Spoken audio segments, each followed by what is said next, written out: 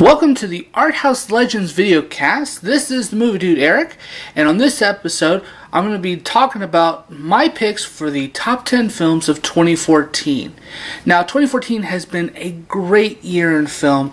Lots of different types of films have come out, some incredible performances, some electrifying films, not just in the art house, but also in the mainstream. And I have to say that this is possibly one of my particular favorite years in film. Now, for the first time for me, and I've been doing top 10 lists for nearly 15 years, this is the first year that I can honestly say I had well into nearly 20 films that I would have picked for my top 10. Now, before I talk about the 10 films that are on my list, I feel that I need to talk about the 10 films that didn't make my list this year and that are in that kind of 20 to 11 field that usually comes with any kind of list that you make. Now, the films in that 11 to 20 are not in any particular order. In fact, I put them in alphabetical order. And those films are Begin Again, The Book of Life, Captain America, The Winter Soldier, Foxcatcher, Grand Budapest Hotel, Inherent Vice, The Lego Movie, Selma, Top 5, and The Theory of Everything. But let's talk about the films that did make my top 10. My number 10 film is Gone Girl. Now, this is David Fincher's recent film based on the Gillian Flynn novel, and this thing is insane. Now, I had read the book before I saw the movie, so I knew the twists and turns, and yet, even with that, I was completely floored with where this movie goes and the levels that they take this to, and it's just insane. This is a film where Ben Affleck and Rosamund Pike play a couple that is not all that they seem to be when she goes missing. And this has got great performances, a great script, all the technical aspects that make a David Fincher film just pop and sizzle is definitely there. And Rosamund Pike definitely deserved the Oscar nomination that she got, and in fact is my favorite female performance of 2014. And I cannot say enough great things about this film, although I will say this is a very dark and sinister movie, so be in a happy place when you see this movie. But my number 10, Gone Girl. My number 9 is equally as dark and sinister. In fact, I'm really surprised that it made my top 10 list because I hate this protagonist with a passion. But I also had that same problem with The Wolf of Wall Street last year.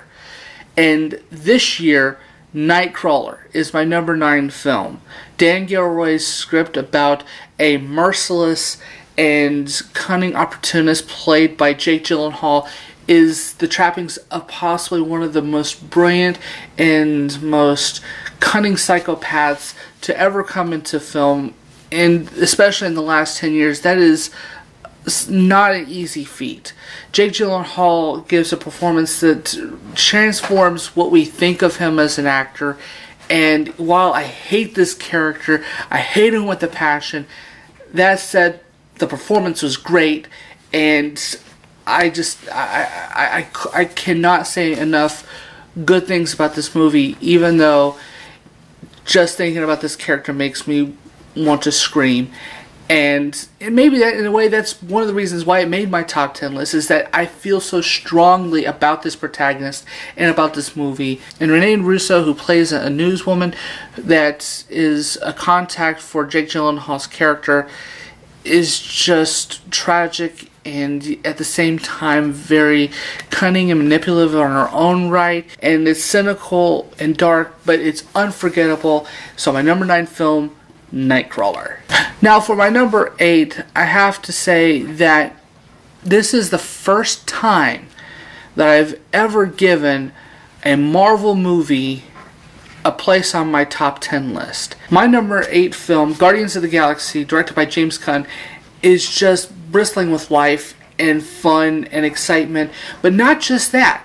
This is actually a film that appreciates the 1980s action and science fiction films. This is a tribute to all of those great visual pioneers like Spielberg and John Carpenter and Joe Dante, and just has so much fun with this ragtag team of bounty hunters trying to save the galaxy from a merciless foe. And it's one that seems like it's pretty standard fare, but just like with Steven Spielberg's Raiders of the Lost Ark, this thing's got a lot more going on underneath the surface that I don't think a lot of people really appreciate, even the fans of the film. So, for me, Guardians of the Galaxy earns its place on my top 10 list, not just by being fun and exciting and just a great ride, but because there is that depth that you don't really see with Marvel movies. What you see is what you get, is kind of the mentality of the Marvel film. But here, it goes one step further, and it makes me more excited about what Marvel has got coming up in 2015 and 2016 with all the films that they are going to be releasing. But my number 8, Guardians of the Galaxy. My number 7 is another crowd pleaser. This one for me is something that's very personal, especially considering how much I loved the original film in this series. And that is How to Train Your Dragon 2. This film could easily have banked on all of the stuff that we got out the first time. And yet this film goes further, digs deeper. It mines the mythology that it's creating in such a way that is so exciting. And it has those great personal moments that was what elevated for me the original How to Train Your Dragon, and gave it a lot more depth, a lot more heart, a lot more time. And there's a particular song that happens in the middle of the film that just hits you right here. It's a very emotional movie, and I love the ending. I love all the implications that the film has, and I cannot say enough great stuff about this film.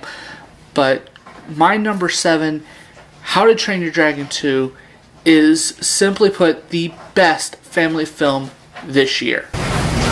My number 6. I have to say I was very happy with Rise of the Planet of the Apes, but with Dawn of the Planet of the Apes, they took this thing to a whole new level, and I love it. Just everything about this film rings with authenticity and with life, and especially considering that more than half the cast is motion captured actors with CG created costumes, is just amazing, especially when it comes to Andy Serkis, who again just gives an amazing performance as Caesar, taking what we took from the Rise of the Planet of the Apes and going much further with this character, mining this character for all of this depth and emotion that he has, and actually giving us a lot of character progression with this character. And I love what he's done with it. But not just Andy Serkis. Toby Kebbell, who plays Koba, the rival of Caesar, is just a well-rounded character. One that, again, comes from the film that was made prior, and just is so well-rounded and so fleshed out. And these apes, these characters, feel as real as the human protagonist, and in some instances probably even more real than the human protagonist. And I love where this film goes. I love how we get to the progression towards the end, and when you get to that ending, there's a satisfaction in where this is going, and it leaves us on a note of anticipation for the next film. So my number 6, Dawn of the Planet of the Apes. So for my number 5, for a lot of people this is higher on their list, others probably even a lot lower, but I cannot deny just how powerful and just how much I love this film. Alejandro Gonzalez Iñárritu's Birdman is just an insane film about regret and redemption and art, and not just in the sense of, you know, of what makes art, but it is a film that I think is, especially now with that debate between what constitutes as art and what constitutes as a crowd pleaser, is something that is prominent today, especially considering that more films are becoming big budget monstrosity blockbusters, and you're not seeing an appreciation for the middle ground films that are really meant to develop thoughts and concepts and brilliant ideas. And this is a film that within what's going on is having that debate, and especially with performances like Michael Keaton, who is just on fire with this role, and and Edward Norton, who, I mean, welcome back, Edward Norton. This is a career-turning performance here, and I hope to see what he does next, because this is just incredible. Emma Stone gives especially considering that it's a two-dimensional character, she really does something with this part, and I'm not even talking about the smaller roles. Zach Galifianakis is great in it. This is just an incredible piece of filmmaking. The way that it's shot to make it look like it's one continuous shot, even though it's been sliced and diced, is a Emmanuel Lubezki's cinematography is just insane, and I got caught up in this film. When you get to the end, you are left thinking about this film and wanting to talk to other people about this film, and to me that is the benchmark of what makes a great film. So my number 5 is Birdman. Number 4, this small little indie film was one that I was excited about the first time I saw a trailer for it.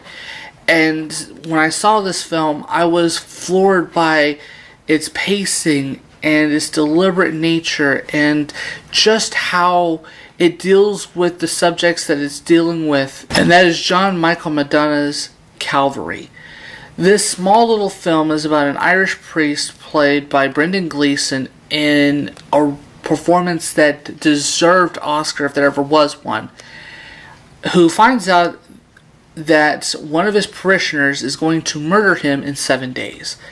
And what he does within those 7 days, and how he deals with the people of his parish, is just a mind-bending tour de force performance about forgiveness, and about patience, and about Christian values in a way that most of the Christian films that usually come out just don't tackle. And this is something that I truly embrace and truly applaud, for having the audacity to have a priest, a Catholic priest, be your protagonist in a movie that doesn't try to sell you on his faith, and in doing so makes his character so much more rich, so much more fascinating, and it gets to the heart of what faith and what love is. And that is something that I don't say lightly. And if you've never seen this film, or you've never heard of it, please go see this film. See it on iTunes. Rent it from your Redbox. This is worth checking out, if ever a film. Calvary is my number 4 film. So my number 3 film is one that I had a hard time talking to people about, because I didn't want to spoil anything. This is a film that now has gotten a lot of attention, it's won a nomination for the Best Picture Academy Award, and is a film that just startles you and takes your breath away, and both fills you with dread and fills you with life, and that is Whiplash. Damien Chazelle's directorial debut is nothing short of possibly one of the greatest debuts of a young filmmaker ever, and I put him up there with Paul Thomas Anderson at this particular point. Whiplash is about a young drummer in a conservatory that has been put up into the prestigious jazz band under J.K. Simmons, and what he goes through is hell on earth. And what comes out of this, especially in that last 10 minutes, is something that you have to see to believe. And I don't want to talk any more about this except to say that J.K. Simmons is earning the Oscar nomination that he deserved, and I hope to God that he wins, because this performance is illuminating. And I've seen him in Oz, and I've seen him just do some incredibly crazy performances, and there's nothing like Fletcher in this movie. Fletcher will be a household name as in the realms of Nurse Ratched, one of the great realistic villains of all time. And Whiplash is just 90 minutes of pure, intense adrenaline, and you have to see it to believe it. That's all I can say when it comes to this movie. My number 3, Whiplash. Number 2 is another sequel, and it's surprising how many sequels have gotten onto my list this year, but there's no doubt in my mind that this is possibly one of the greatest sequels since, I would say, The Empire Strikes Back or The Godfather Part 2, and that has got to be The Raid 2. Now, if you've seen The Raid Redemption, it's a small Indonesian cop action movie that is possibly one of the most insane action masterpiece that if you ever seen. This is pure adrenaline, 90 minutes of Hong Kong style badassery. The Raid 2 decides to shift gears into kind of a crime drama, but it doesn't skip out on the action sequences. In fact, the action sequences in The Raid 2 not just rival The Raid Redemptions, but surpasses it. And we're talking about sequences that are so technically amazing that this stuff should be studied in film schools. That the technical ability of this film and the audaciousness of these sequences, just how well that they're shot, just how well it's edited, how well the characters are represented, and especially as you're getting towards the final confrontation, it builds to this climax and serves it so well. And I know this is the second part of a 3-part trilogy. I cannot wait for the third part. The Raid 2 is my number 2 film. So where does that leave number 1? I have been following Richard Linklater's career almost from the beginning. And when I saw Slacker, and when I saw Before Sunrise, and when I saw his early films, I knew this was a guy that was going to do amazing things. And I could not believe that he would make stuff like Before Sunset and Before Midnight. But I am not surprised that he made Boyhood. Boyhood, on a technical level, is a really amazing feat. To film over 12 years with the same cast and to be able to create a film the way he does. But instead of layering it with hijinks and storylines that perhaps could even be moralistic or do actual little mini movies in themselves, he has created the pure meditation on time. That this is a film that is interested in time and how time changes us and how we perceive time. This is a film that encourages us to step out of the film and step away from the characters and to observe our own lives while observing these lives. Now, it's easy to say now, especially because we've all been around for the last 12 years. I am curious to see how this film plays out in about 20 years on the road, when the people who would be watching this for the first time haven't lived the lives that, or haven't lived in the time span of this movie. And I'm curious to see how it stacks up at that particular point. But right now, of its time, Boyhood delivers a film that is a masterpiece of technical filmmaking, with great performances by Patricia Arquette, Ethan Hawke, Lorelai Linklater, and especially newcomer, I shouldn't even call him a newcomer because he's technically been acting for the last 10 years, but L.R. Coltrane. Also, on a personal level, it's nice to see a film that represents Texas and Houston specifically in a very strong light. So I really appreciate that. I actually found myself loving this more on the second time than I did the first. So make sure that you give it that time to really let it do its job. And I believe that this is a film that will be endearing for decades to come. But that is my number one film of 2014, Boyhood. So, what did you think of this list? Do you agree with it? Do you disagree? Please leave your comments below. I would love to see what y'all have to say, and who knows, maybe I'll respond back. But I will be posting new stuff all the time for the Arthouse Legends videocast, including a look at a few films that I believe should be considered Arthouse Legends, but maybe aren't. I'll also be looking and debating certain films with some of my Arthouse Legend podcast co-hosts. If you haven't checked out the Arthouse Legends podcast, you can do so on iTunes as well as most podcast providers, and I strongly advise that you check us out. So, for the Arthouse Legends videocast, this is the Movie Dude Eric, signing off.